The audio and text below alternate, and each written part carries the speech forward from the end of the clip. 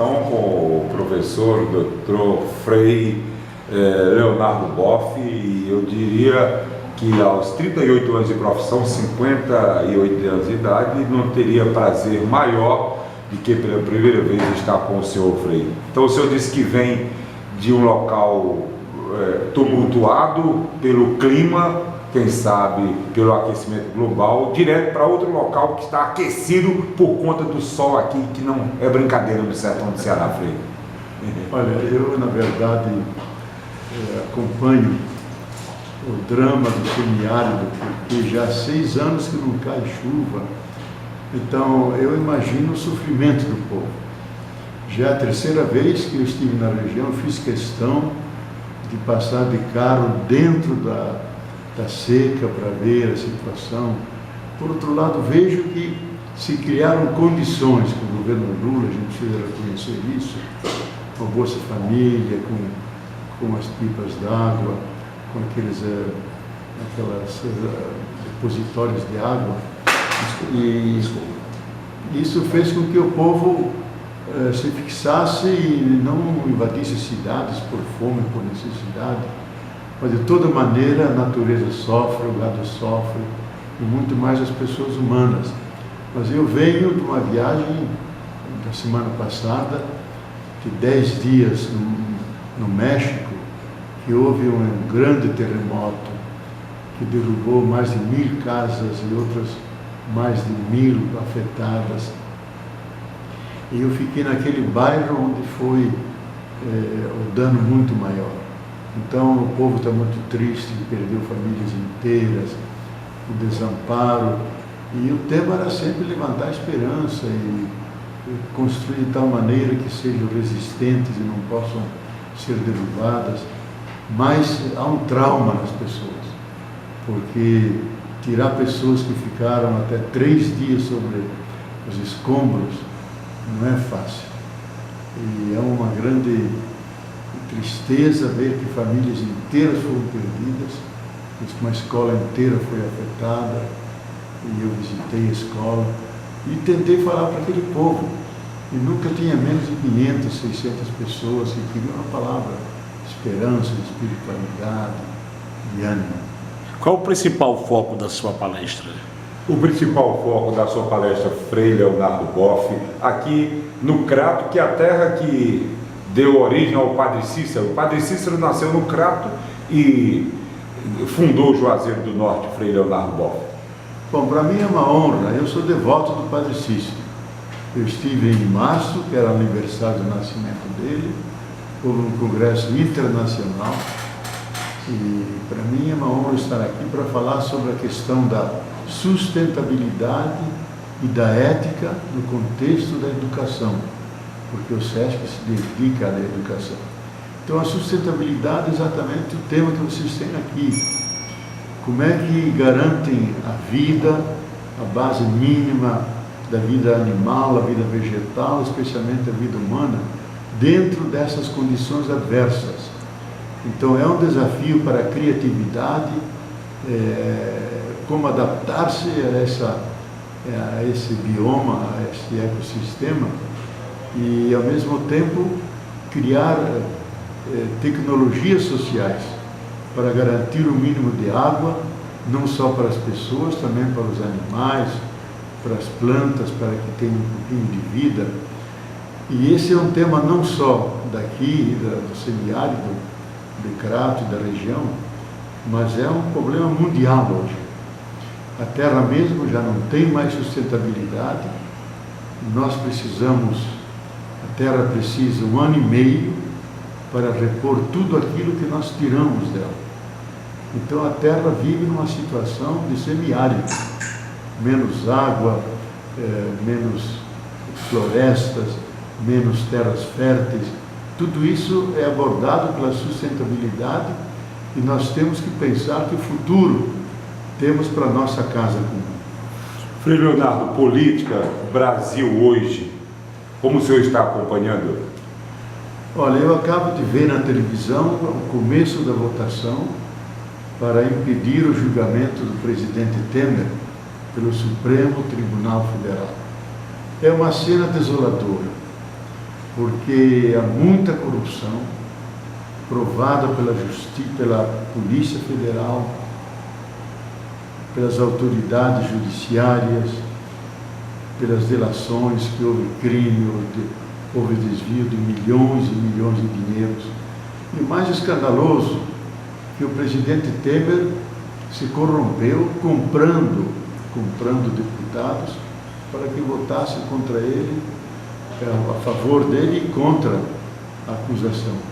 Então eu vejo que no Brasil hoje nós temos uma situação extremamente grave, muita tristeza, muita desolação, muita desesperança no povo, porque há desemprego, mudaram as leis trabalhistas, estão congelando os salários, as aposentadorias estão cada vez mais difíceis. Tudo isso são políticas da classe dominante, que são seis pessoas multimilionárias, que possuem mais dinheiro que 100 milhões de brasileiros. Isso é absolutamente injusto. Eles que estão por detrás para dar o golpe, no sentido de tirar uma pessoa honesta, que a gente conhece há muitos anos pessoalmente, extremamente reta, a Dilma Rousseff, que não pegou um centavo, não tem conta fora, vive do seu salário. Tiraram ela para eles continuarem a explorar, drenar dinheiro que é do povo brasileiro para essas elites multimilionárias, que são os descendentes da Casa Grande. E chegaram ao auge de reintroduzir o Brasil uma forma de escravatura, como se fosse nos anos de 1888. Que o trabalho escravo no Brasil, que é muito forte, criaram uma lei que torna impossível identificar o trabalho escravo. Então os grandes latifundistas, o agronegócio ficaram felizes e não sabem o crime que estão cometendo. O Brasil foi o último a proclamar a abolição da escravatura e é o primeiro a reintroduzir a escravatura. Isso é intolerável, então a situação política é muito ruim e nós lamentamos que o povo está inerte, está perplexo, não sabe o que fazer. Mas nós esperamos que haja uma eleição onde líderes populares que têm sensibilidade com o povo desfaçam essas leis que foram feitas contra o povo, no trabalho, na aposentadoria, nas privatizações, na venda do pré-sal. Só para dar um exemplo, as hidrelétricas de Minas Gerais, que valiam 50 bilhões, estão vendendo a 20 bilhões. Isso é um roubo dos bens do povo brasileiro. Então isso aconteceu porque por detrás há milionários que sempre ocuparam o Estado, sempre se enriqueceram a custo do povo, mas nós estávamos saindo disso na direção de uma política mais social, em favor do povo, e isso está sendo destruído. Que mensagem o senhor deixa para os ouvintes, telespectadores, leitores dos sites, para o povo, diante dessa desesperança, diante dessa situação que o país vive? Que mensagem o senhor deixaria para a sociedade? Olha, nós devemos sempre ter esperança, porque a esperança não é só a última que morre. A esperança nos dá energia para a gente olhar para frente e não desistir. E um grande santo da igreja antiga, Santo Agostinho, deixou uma frase famosa dizendo que a esperança tem duas belas irmãs, a indignação e a coragem. A indignação para rejeitar tudo que é ruim, o que foi feito nesse último ano no governo ilegítimo de Temer. E a coragem para mudar. Então vai chegar um momento, e eu espero que o povo acorde e vá para a rua, enche as praças, proteste, e se houver eleições, que saiba escolher gente que represente o povo e não as empresas que pagam as campanhas deles. E que esse presidente tenha tanto amor ao povo que desfaça essas políticas e retome o desenvolvimento que beneficia os brasileiros. Então, manter a esperança, resistir, não aceitar o que está aí, mas também ter a coragem de apoiar todos aqueles que querem o bem do povo. E cabe dizer, E Lula sempre disse, e eu escutei da boca de muitos pobres andando no Brasil, o Lula sempre teve amor aos pobres, sempre fez políticas para nós, Minha Casa Minha Vida, Luz para Todos, Bolsa Família e outras vantagens. Isso é uma herança que tem que ser preservada. Então confiemos, aquilo que é ruim não tem futuro.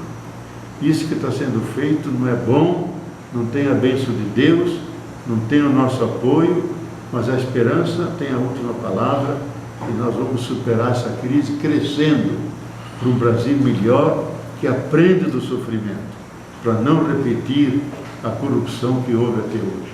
Professor Leonardo Boff, para encerrar o nosso papo, a sua ideia, o seu pensamento, a sua opinião em relação a um assunto que está tão fluente aí esses dias, ideologia de gênero. Olha, eu acho que há muita ignorância nessa discussão. Porque o que significa gênero? Tem o gênero humano feito de homem, feito de mulher. E a Bíblia diz que tanto o homem como a mulher são imagem e semelhança de Deus. Então são iguais. Os dois representam Deus. Então o gênero é uma coisa sagrada. A imagem de Deus que temos aqui embaixo. Agora, a história humana se desenvolveu de tal maneira que o homem começou a dominar a mulher. Prender a mulher em casa, coisa de cozinha, ele está na rua trabalhando, etc.